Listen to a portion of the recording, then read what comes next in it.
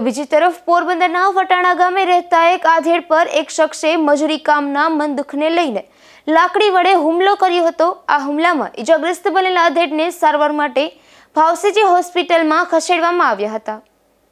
પોરબંદરના ફટાણા ગામે રહેતા સામત લાખાભાઈ શાદિયા નામના આધેડ તેમના ઘરે હતા ત્યારે હીરા શામત બથવાર નામનો શખ્સ તેમના ઘરે આવ્યો હતો અને આધેડ સાથે મજૂરી કામ બાબતે બોલાચાલી કરી લાકડી વડે હુમલો કર્યો હતો। તો હુમલામાં ઈજાગ્રસ્ત બનેલ આધેડને સારવાર માટે પોરબંદર ભાવસીજી હોસ્પિટલ ખાતે લાવવામાં આવ્યા હતા। હું ઘરે આપણી ભાઈએ માર્યો આપી મને કંઈ ખબર નથી, હું ખાવાનું બનાવતો ને આવીને મારવા જ માંડ્યો। દારૂ પીધેલ ફૂલ હતું ભાઈ। હીરા સામત બથવા કારણ મજૂરી કરવા આડો કે તું પડ્યો મજૂરી મારામાં માર્યો। આ ઘટનામાં ઈજાગ્રસ્ત બનેલ આધેડના નિવેદનના આધારે પોલીસે પણ સમગ્ર બનાવની તપાસ હાથ ધરી છે।